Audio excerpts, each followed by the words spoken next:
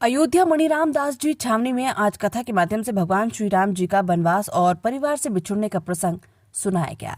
श्री श्री 1008 श्री बाबा राम बालक दास जी महाराज जी की कृपा से महाराज जी व उनके कई शिष्यों के द्वारा भारत के विभिन्न तीर्थ धाम स्थान पर श्री राम कथा व श्रीमद् भागवत शिव पुराण आदि अयोध्या श्री मणिराम दास जी छावनी में श्री बाबा राम बालक दास जी महाराज जो कि मथुरा वृंदावन धाम गोवर्धन से अपने हजारों शिष्यों के सहित राम कथा का विशाल आयोजन किया, जिसमें राजस्थान, गंगापुर, मुंबई, एमपी, भोपाल, दिल्ली आदि कई प्रांतों से श्री महाराज जी के शिष्य सम्मिलित हुए हैं और व्यासपीठ पर करौली धाम से रमेश शास्त्री महाराज और मुख्य जजमान के रूप में जयपुर से आए हुए सब परिवार के सहित सत्यनारायण खोड़ा, मनभर देवी, कलूराम जी खोड़ा, राजेश कुमार खोड़ा, मुकेश खोड़ा, रमेश कुमार खोड़ा, रजत खोड़ा, सूरज मीणा आदि बहुत सारे श्री महाराज जी के शिष्य के सहित व्यास जी के द्वारा श्री राम कथा का रसवादन करवाया जाता है। आज 6 दिवस कथा का समापन हुआ। सभी भक्त बड़े उत्साहित रहे। इसी के साथ वृंदावन से आए आचार्य जी के द्वारा किस प्रकार से कथा का अमृतपान करवाया गया। इंडियन न्यूज अर्पण के लिए देवेंद्र प्रताप सिंह की रिपोर्ट। इस तारीख से चल रहा है। अभी 5 को कथा पूरी हो जाएगी। 6 को हमारा भगवान का राज तिलक का कार्यक्रम है, पूर्णाहुति का कार्यक्रम है और इसके बाद प्रसादी वितरण का 12 बजे है। 6 तारीख तक ये कार्यक्रम चलेगा। भगवान राम जी का जो गुणगान है वो हम लोग सब मिलकर कर रहे हैं।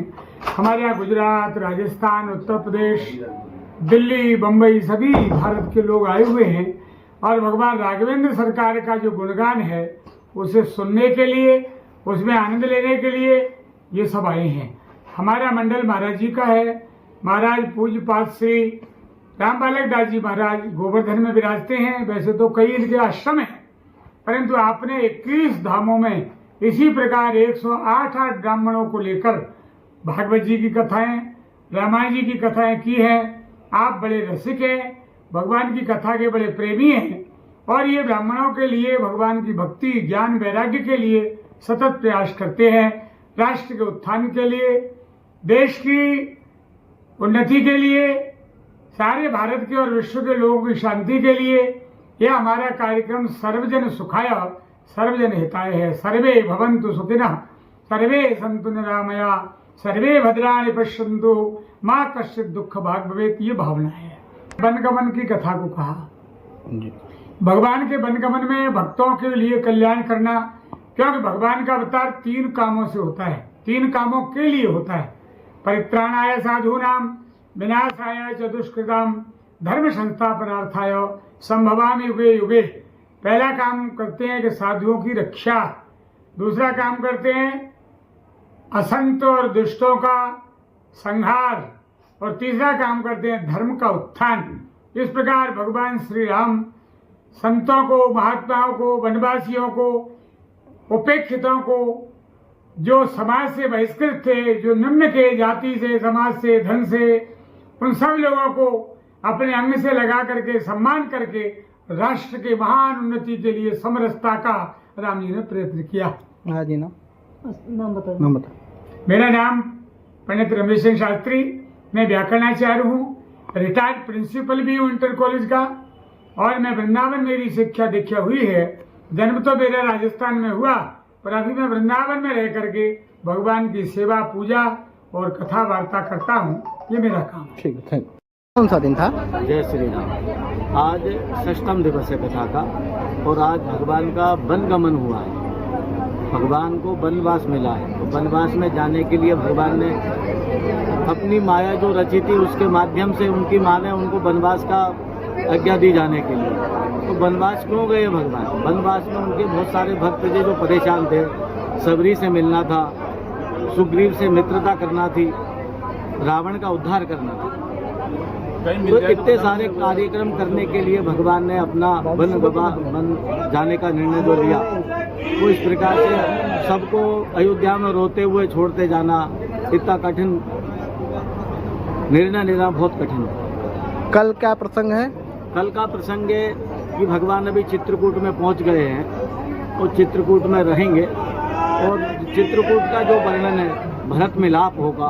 भरत मिलाप जो होगा वो बहुत दिव्य होगा। नाम बता दी। आचार्य सत्येंद्र शर्मा से आया हूँ और यहाँ मेरा नाम विमल शर्मा है।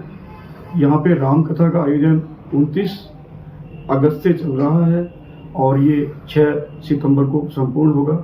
इसमें हमारे कथा आचार्य आदरणीय परम आदरणीय श्री श्री रमेश चंद्र जी शास्त्री जी हैं, जो कि करौली से हैं, लेकिन इनका निवास अभी वृंदावन में है।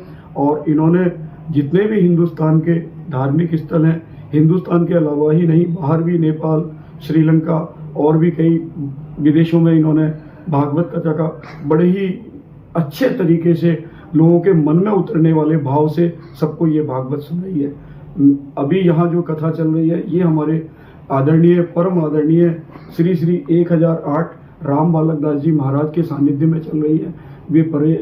उन्होंने भी पूरे देश में जितने भी धार्मिक स्थल हैं उन सभी पे अपनी कथा को करवा चुके हैं और इनके हजारों क्या लाखों की तादाद में भक्त हैं, जो कि इनके एक इशारे पे कुछ भी करने के लिए तैयार रहते हैं। जय श्री राधे राधे। ठीक।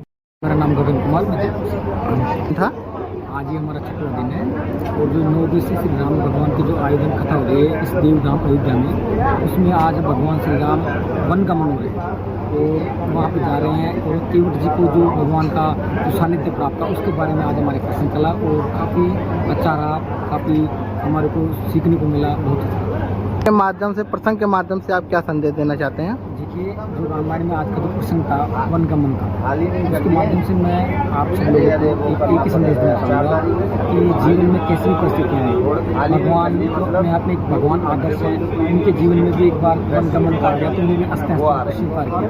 तो ऐसे आप अपने जीवन में जितनी भी कोई भी परेशानी आए उसको अपने को स्वीकार करना चाहिए और उसी लिए आगे चलते हुए अपने जीवन को सार्थक करना चाहिए। हमारे धन्यवाद है कि आज तक इस देवभूमि पर ऐसी कुछ दिव्य कथा सुनने को मिली, हमारा जीवन ही सत्कार हो गया, सार्थक हो गया।